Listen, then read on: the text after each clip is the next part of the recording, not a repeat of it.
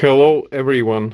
Today is the day that I decided that I need to make a new video, and the video will be about 140 again, but this time I will be talking about and showing you the process of replacing the U-joint.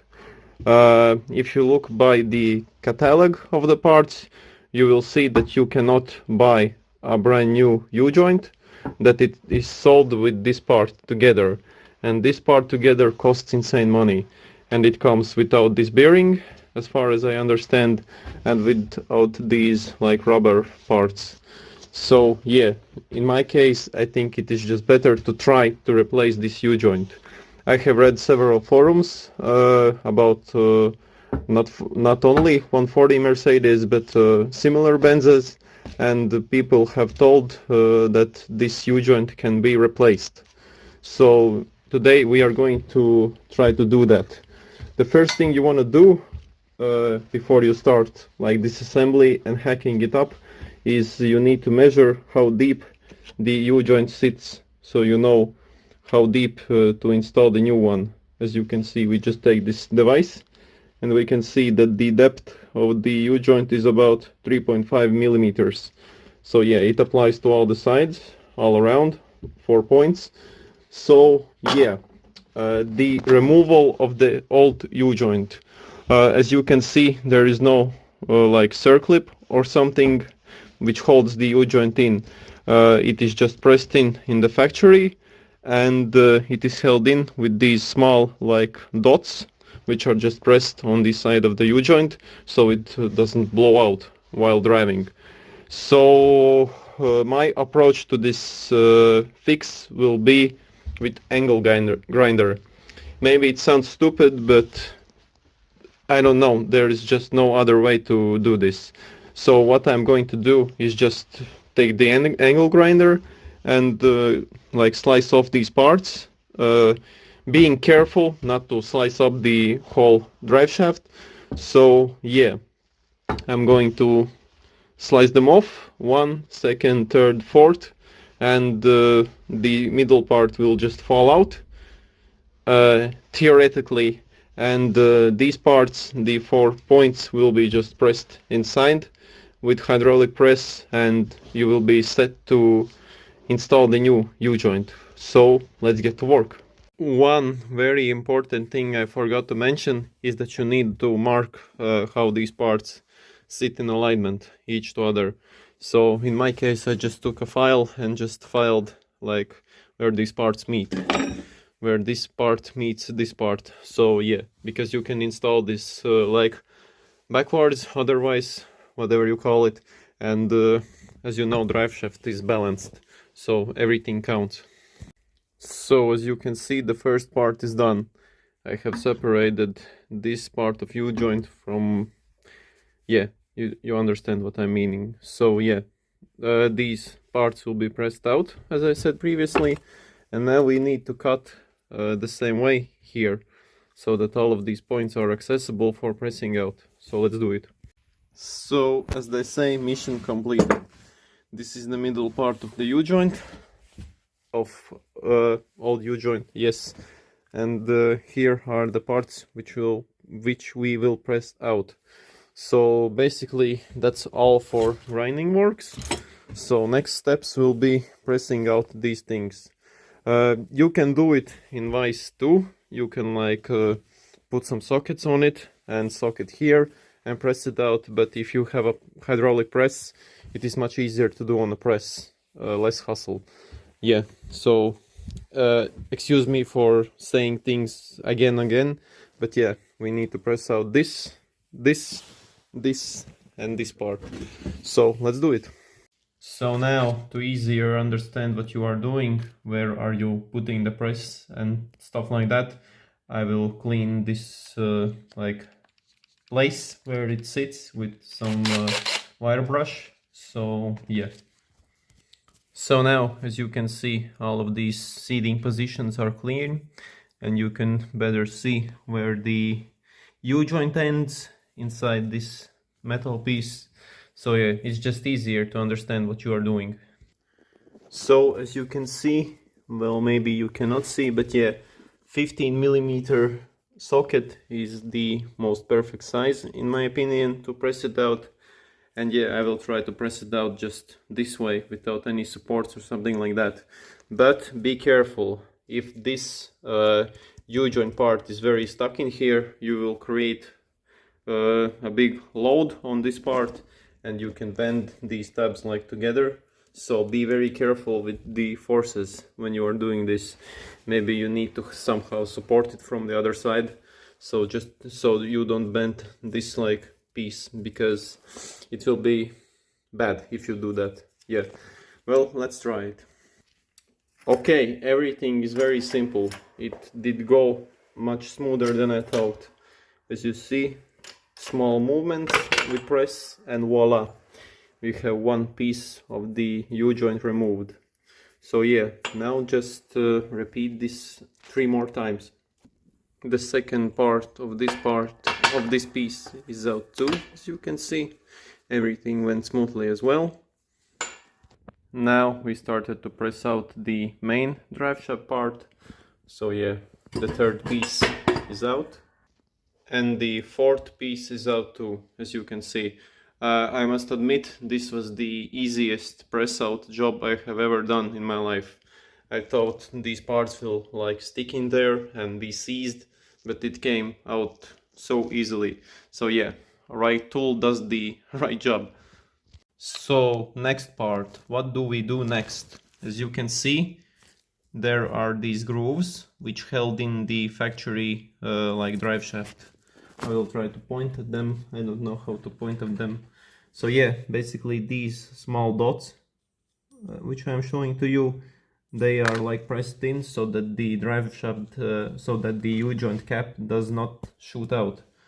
So to install the new U-joint, we need to grind down these like slots, call them what you want. So yeah, we basically need to make this circle round without these protrusions. So my guess how to do it is just to take a file, well, part of the file, or you just take something abrasive like sandpaper. Well, it will be much longer. So yeah, I will try to figure out a way how to grind them down, and I will show it to you. Is this the correct way to do things? I don't know, but why don't give it a try? Basically, drill with a file, round one, and I will try to grind these down. Round file, round hole. Let's see if it works. And yeah, I did not show you the most important thing, the new U-joint. This is the old U-joint part, and this is the new U-joint part. As you can see, this is the part number made by GKN Automotive, Germany, German quality. And yeah, if we compare the old one with the new one, as you can see, yeah, shaky hands, as you can see, they are identical. So yeah, I just now need to grind down this hole, not too big. It's very important to grind it down not too big, so that this thing presses in and does not come out. So yeah, that's what I'm doing right now. This hole is getting closed for that. So it was very late, but I decided that if I started the job, I need to finish the job. So as you can see, everything is installed, everything moves freely. I don't know, maybe this is too free. Yeah, but as I said, job is done. Everything is installed. As you can see, the drive shaft rotates very good. Tomorrow's job will be to replace this bearing.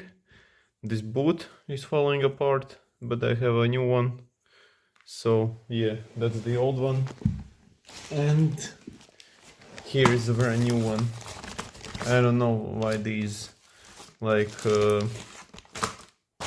yeah, like zips come with it, but yeah, sorry again for my English, because I'm just very tired, but I wanted to do the job. So yeah, this boot will be brand new here, and I don't know what to even say today. So yeah, we will get back to this job tomorrow, and we will finish it tomorrow. Tomorrow's job, as I said, replace bearing, replace this rubber like carrier, and then we will see. So see you tomorrow. So we are back. We are continuing the progress on the driveshaft repair. So today what I did, moving on from this U-joint, I did remove the old, I don't know what it's called, let's check on the box, maybe it's written, propeller shaft center support. Yes, we will be official. I removed the center shaft support. I removed the bearing because it was bad, it was making some noise. So yeah, I had these parts in stock, so I want to replace it while I'm in here.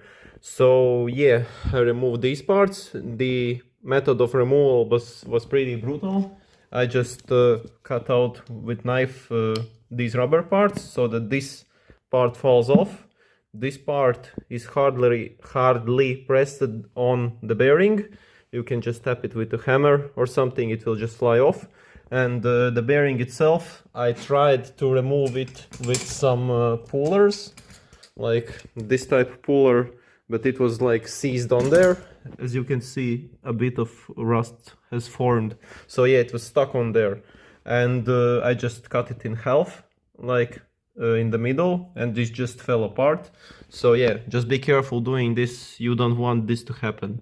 Well, again, I'm learning from my mistakes, so this does not affect anything much, but it's better not to do these like things.